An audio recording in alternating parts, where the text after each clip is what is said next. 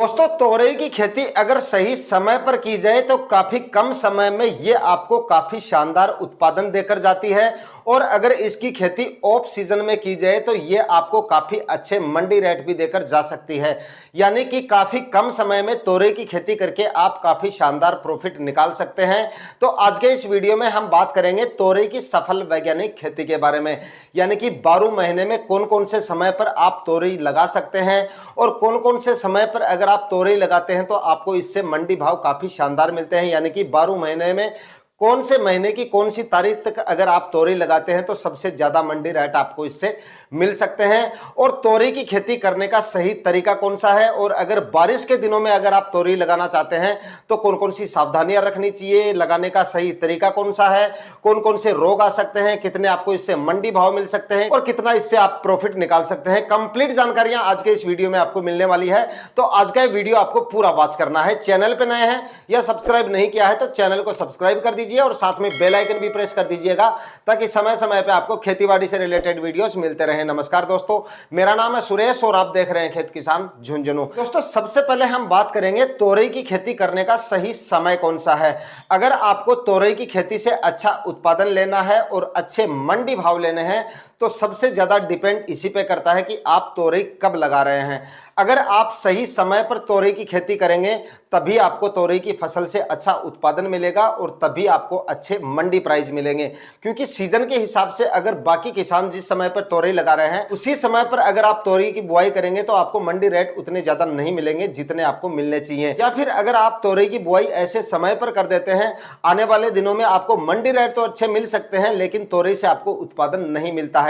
तो समय ऐसा होना चाहिए कि आने वाले दिनों में उत्पादन भी हमें थोड़ा अच्छा मिले और मंडी प्राइस भी हमें काफी अच्छे मिले। तो दोस्तों, तोरई की बुआई हमें ऐसे समय पर करनी चाहिए कि आने वाले दिनों में मंडी भाव भी हमें ठीक ठाक मिल जाए और तोरई से उत्पादन भी हमारा ठीक ठाक निकल के आ जाए। तो ऐसे समय का हमें चुनाव करना चाहिए। बरसात के दिनों में अगर तोरई की खेती कर रहे हैं तो आने वाले दिनों में मंडी भाव सबसे ज्यादा देखे जाते हैं। 12 महीने में सबसे ज्यादा जो तोरई के मंडी भाव होते हैं वो या तो फरवरी माह में होते हैं या फिर बरसात के दिनों में अगर आप तोरई लगाते हैं तो उसके बाद में अगस्त, सितंबर और अक्टूबर माह तक इसके मंडी भाव जो होते हैं वो काफी शानदार होते हैं।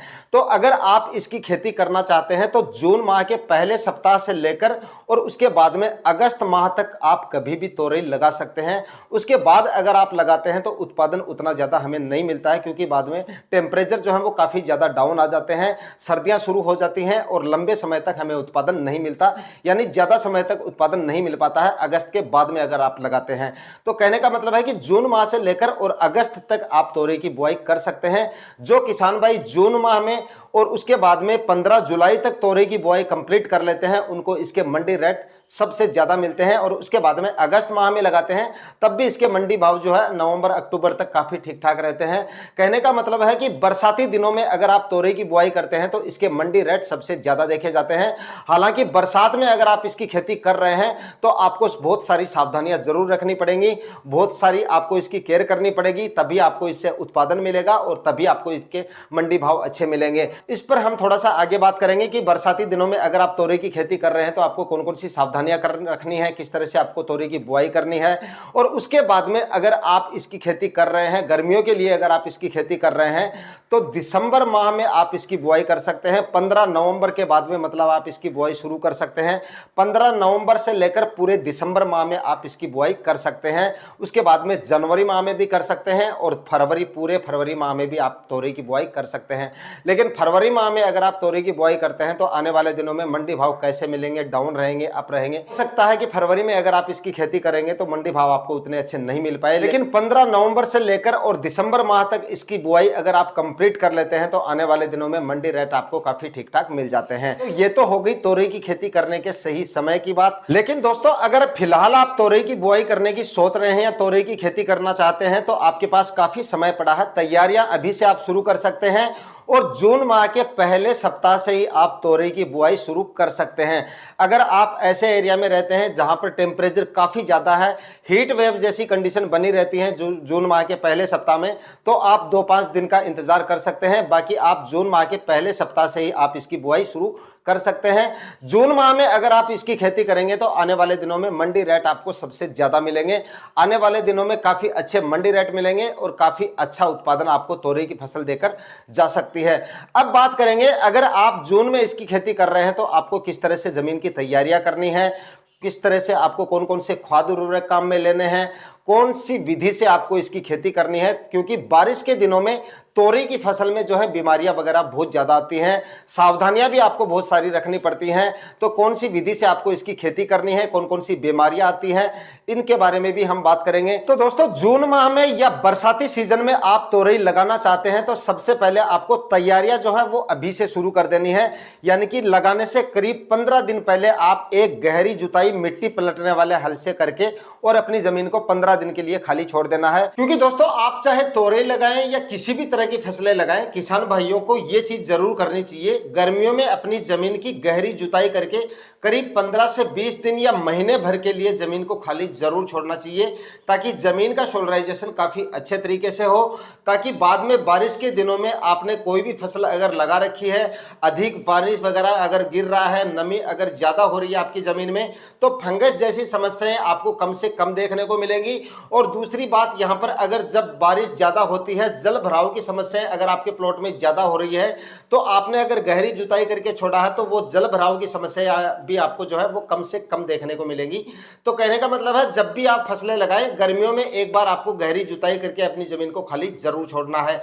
तो तोरई अगर आप जून माह में लगा रहे हैं तो आपने या तो गहरी जुताई कर ली होगी, नहीं की है तो जल्द से जल्द आप गहरी जुताई करके अपनी जमीन को खाली छोड़े और बाकी की तैयारियां तब करें जब आपको अपनी फसल लगानी हो।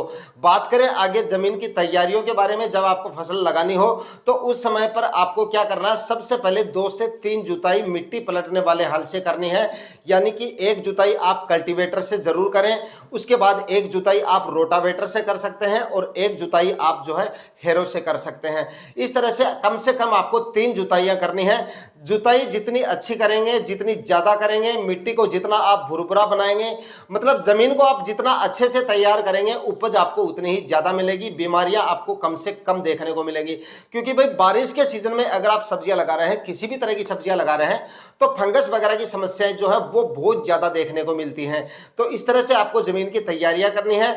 बात करें अगर बेसल डोज के बारे में, तो यहां पर आपको 60 से 70 केजी एसएसपी काम में लेना है, 40 से 50 केजी आपको यहां पर डीएपी काम में लेना है और 25 से 30 केजी आपको एमओपी पोटास लेना है।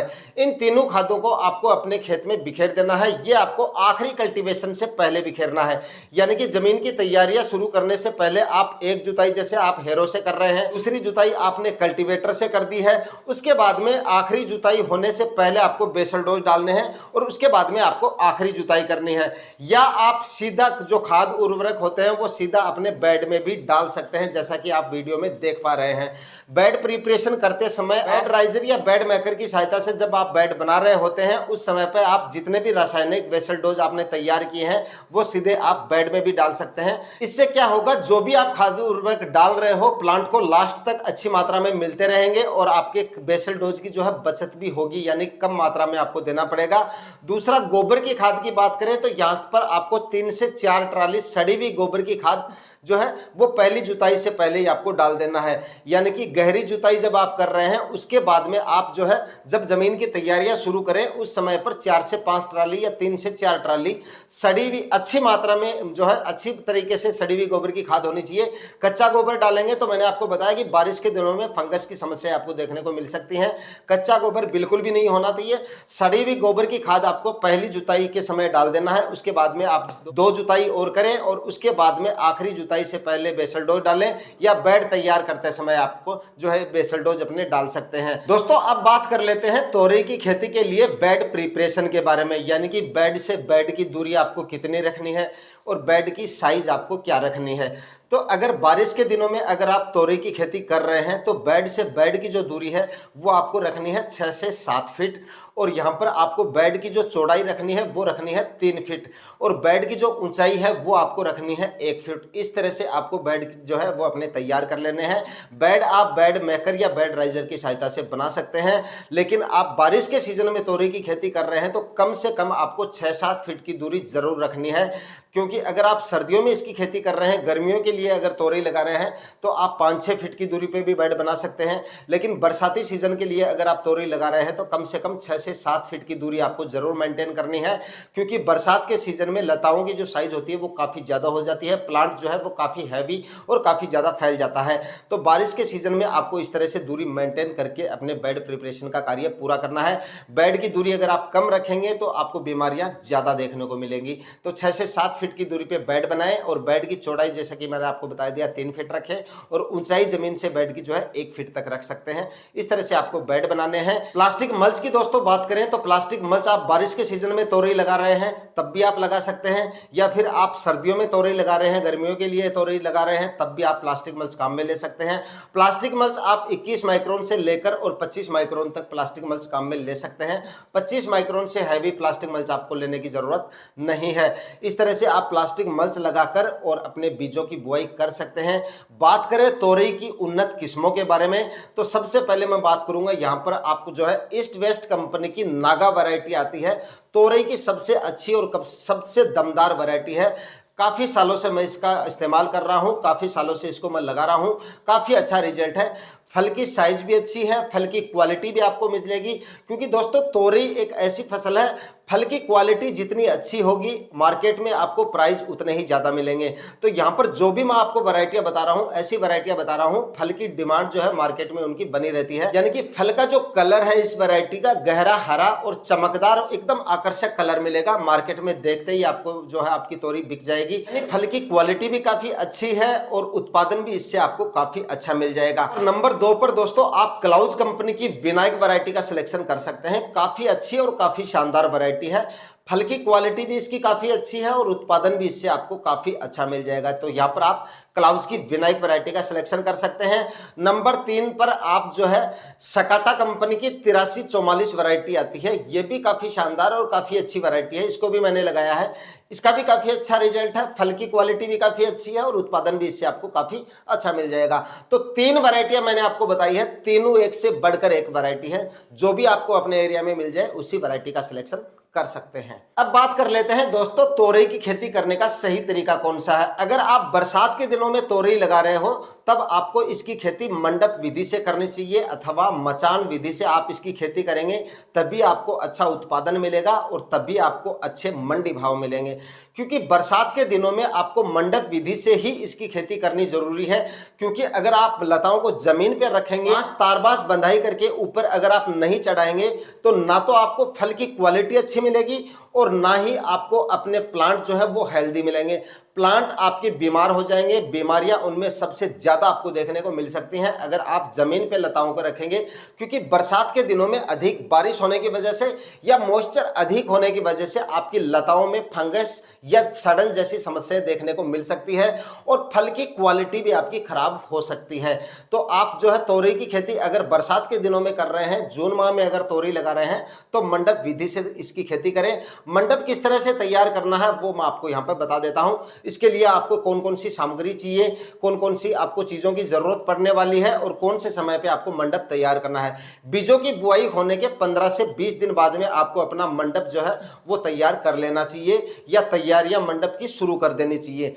जैसे ही आपके प्लांट 15 से 20 दिन के हो जाते हैं उस समय पे आपको मंडप जो है वो अपना तैयार करना चाहिए। मंडप तैयार करने के लिए आपको जरूरत पड़ेगी लगभग आपके जो है 2000 पीस आपको चाहिए बांस के टुकड़े, जिनकी लंबाई 7 से 8 फीट होनी चाहिए। मिनिमम 7 फीट से छोटा बांस नहीं होना चाहिए। तो बांस के टुकड़े लगभग आपको 2000 चाहिए। यहां पर जो मैं आपको बता रहा हूं ये 1 एकड़ के लिए बता रहा हूं। जो भी बेसल डोज मैंने आपको बताए थे या जो भी मंडप के लिए सामग्री बता रहा हूं वो प्रति एकड़ के हिसाब से बता रहा हूं।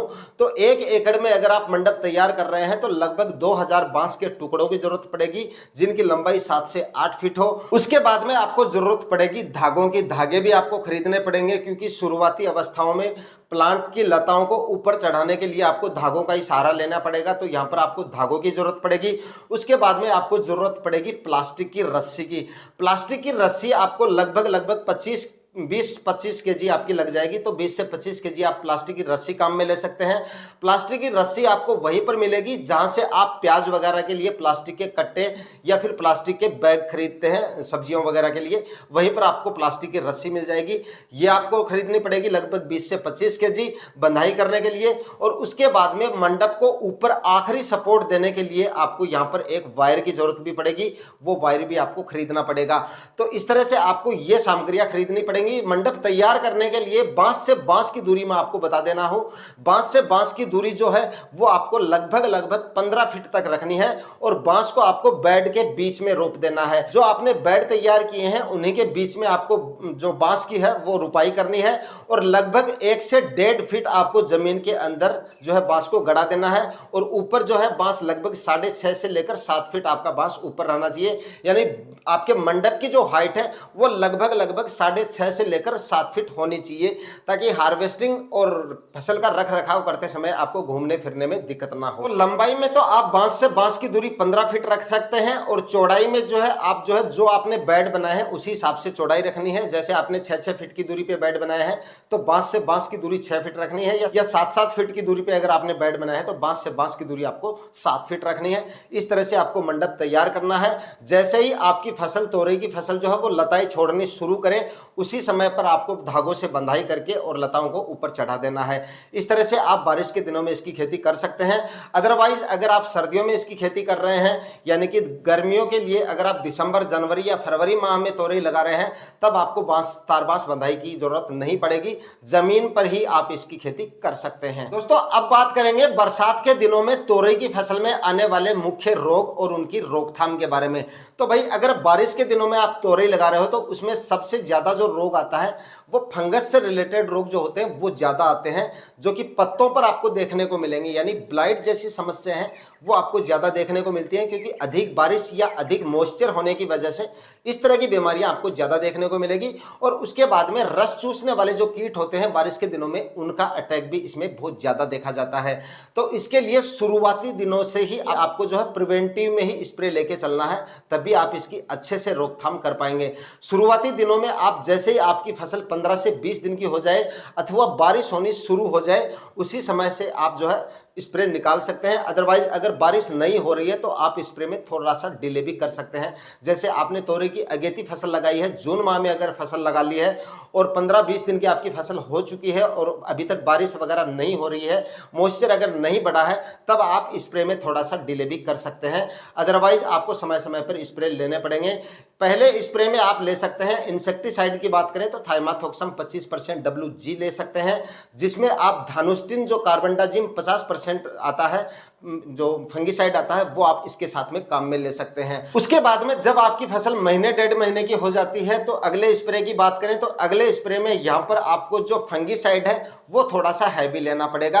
फंगिसाइड में आप यहाँ पर पावर ग्रो कंपनी का रोजटाम फंगिसाइड आता है। इन बीमारियों के लिए काफी अच्छा और काफी शानदार फंगिसाइड है, मतलब काफी अच्छे तरीके से काम करेगा और फसल भी आपकी एकदम हेल्दी रहेगी।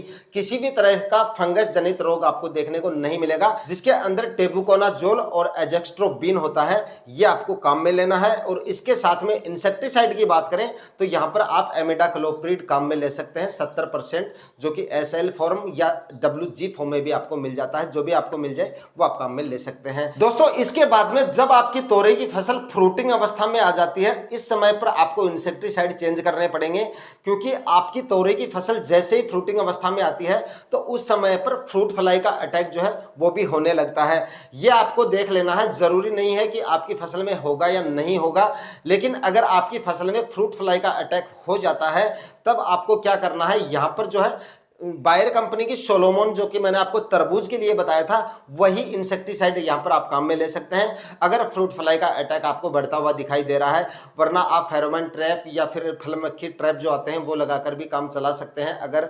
बीमारी आपको गंभीर नहीं दिखती है। लेकिन अगर बीमारी कंट्रोल नहीं हो रही है, फल मक्खी ट्रैप भी आपने लगा रखे हैं, फिर भी अगर कंट्रोल नहीं हो रही है, तो यहाँ पर आप बायर का सोलोमोन काम में ले सकते हैं, जिसके अंदर एमिडाक्लोप्रिड और बीटा साइक्लोथ्रीन होता है।